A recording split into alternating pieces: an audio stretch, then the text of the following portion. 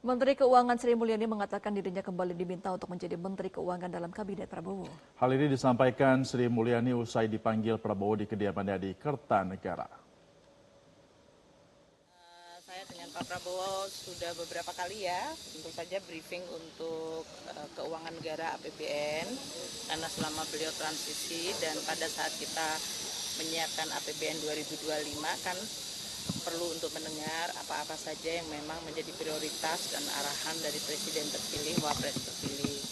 Jadi kami selalu konsultasi, kemudian kita juga berdiskusi mengenai berbagai langkah untuk memperkuat Kementerian Keuangan dan Keuangan Negara untuk bisa mendukung program-program beliau.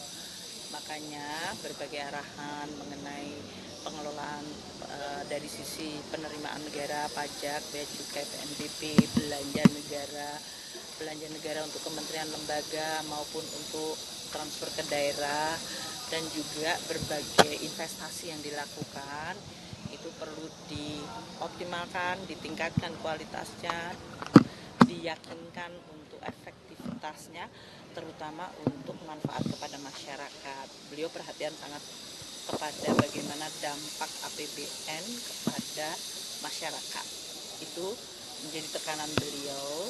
Jadi kita diskusi cukup lama dan panjang ya selama ini dengan beliau, dan oleh karena itu pada saat untuk pembentukan kabinet beliau meminta saya untuk menjadi Menteri Keuangan kembali. Bu, kan penambahan nomenklatur ini tentu bakal merombak APBN juga ya. Itu dibahas juga nggak Bu tadi di dalam?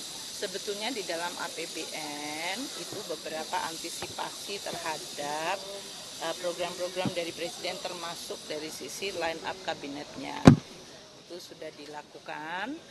Kita akan membantu semaksimal mungkin untuk kementerian-kementerian yang mengalami perubahan untuk nomenklaturnya maupun dari sisi pembagian tugasnya, supaya mereka tidak membutuhkan waktu yang lama untuk bisa bekerja secara lebih efektif. Itu ya. Jadi Bu, BPN kita juga antisipasi.